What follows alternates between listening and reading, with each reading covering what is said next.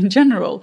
And that, the French authorities then decide not to comment at all on the actual facts and the information that came out, but instead goes after the journalists and then tries to find out who are the sources. In this case, it's very, very scary and I think a sad situation, especially also we know, the protection of whistleblowers and the protection of people sharing and leaking information of general public importance should be protected. That is what the European Human Rights Court. Yeah, absolutely. And it shows that money is more important than freedom of speech again, because, of course, Saudi Arabia is one of the biggest clients for French arms makers. And last year, Angela Merkel, the German chancellor, she stopped selling arms to Saudi Arabia because of the war in Yemen. And at that time, Macron said that Merkel was a pure demagogue by deciding that. So it shows it's a very tricky issue. The French and the whole situation with the Yemen, the Saudi Arabia arms has created a bit of a tension between Germany and France as well, because the fact that the Germans do not export weapons to Saudi Arabia has impact on the French exportations, because these arms, exactly, you have them, they're assembled, there are parts that come from Germany that are used for the French weapons, for example. So it actually has an impact even on the French exports.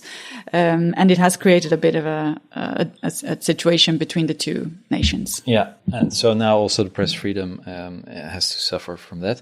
And this week, the third topic about press freedom, Reporters Without Borders, famous NGO, they released their yearly index on press freedom, and France is not doing well. It's still at the 32nd position, just like last year, but the general conditions for journalists are deteriorating. For instance, the violence of the Yellow Vests, and now also the police against journalists.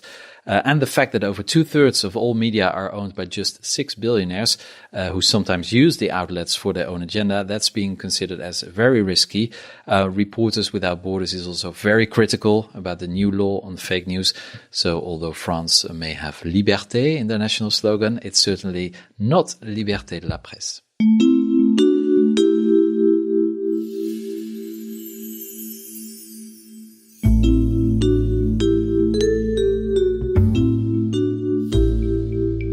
We are about 1 month from the European elections at the end of May, and we thought it would be a nice idea to talk to some Europeans living in Paris.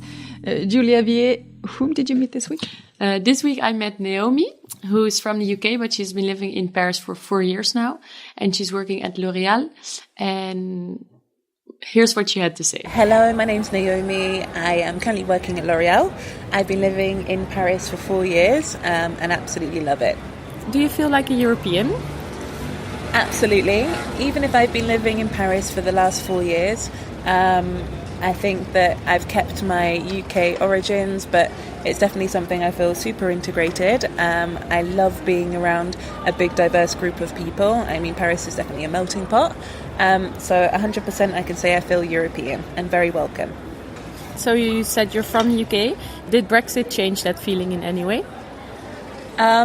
Brexit didn't change me feeling European. And actually, if anything, it probably had the inverse effect that I felt less British and more disconnected from my homelands, because I've been living in Paris, like I said, for the last 4 years, and I feel super connected to a very international community here. So if anything, Brexit has reinforced my sense of feeling European. And what does it mean for you to be European?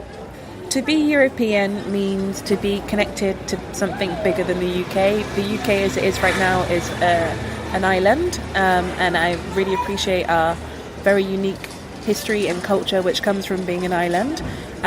However, being part of something bigger, being part of globalization is something I really identify with, and as a young person I love the opportunities that I get from being on the continent. I love the people that I connect with, and I definitely think that being European is to our advantage in a modern age.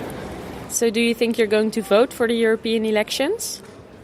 So, as you can probably understand, it's all very new to us that we were even going to be in the European elections as of last week, because obviously we're meant to crash out. So for me, I'm still getting my head around the fact that we're going to be there. I will vote.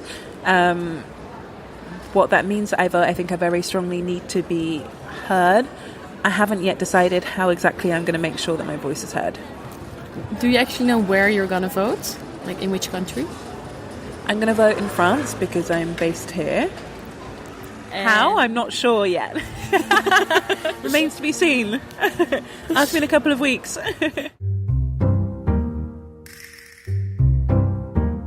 We don't have a food segment this week, but we are going to take some drugs, Sarah.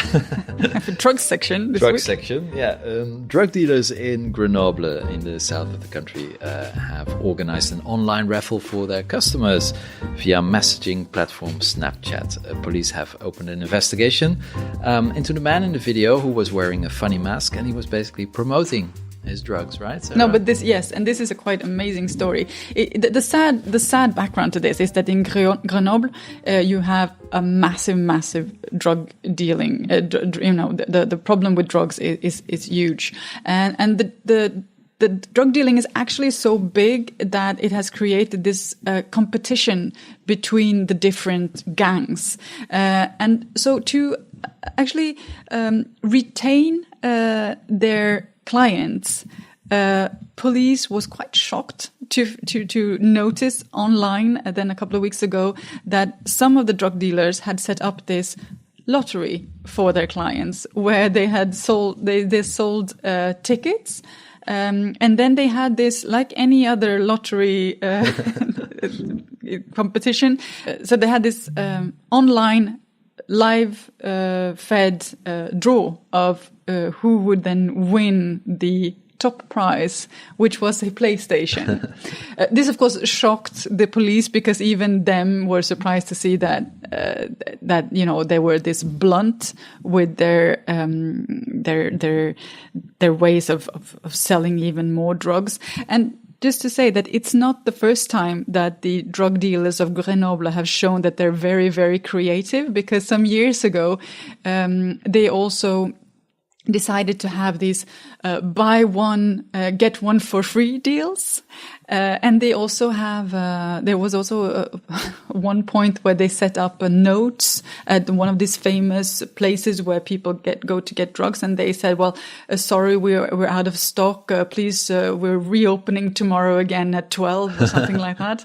Very professional. So they're very organized, very professional. And yes, of course, the sad story is, some of the neighborhoods in Grenoble have massive problems with drug dealing and with all what it means for the people living there. But, showing some creativity, at least from the dealer's side. Did they arrest the winner of the PlayStation? Actually, the investigation has been, I don't think they have arrested the person because he was wearing this clown mask. So I'm not sure they know exactly who the person is. And we don't know either where this PlayStation came from that they actually put up as a top fell prize. off a truck. Yeah. So it's still not game over for the drug dealers in Grenoble.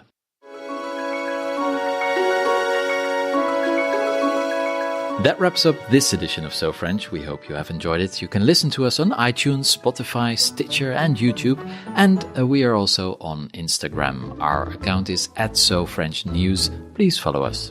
And if you like French music, check out our free playlist on Spotify, which we update regularly. Just search for So French Music or click the link on our website. And if you would like to contact us, please send an email to news@sofrench.news. And you can also listen to us on air on World Radio Paris, the station with a lot of excellent shows in English, not only in the Paris region, but we have good news. From the 1st of May, we are also broadcast at the Côte d'Azur, around Monaco, Nice and Cannes. Aren't we classy, Sarah? Yes, we are. So welcome to our listeners in the south of France. Also, a big thank you to Julia Vier, who is helping us out with this podcast. We will be back in 2 weeks with a new episode of So French. We hope you'll join us then. Thanks for listening. Au revoir.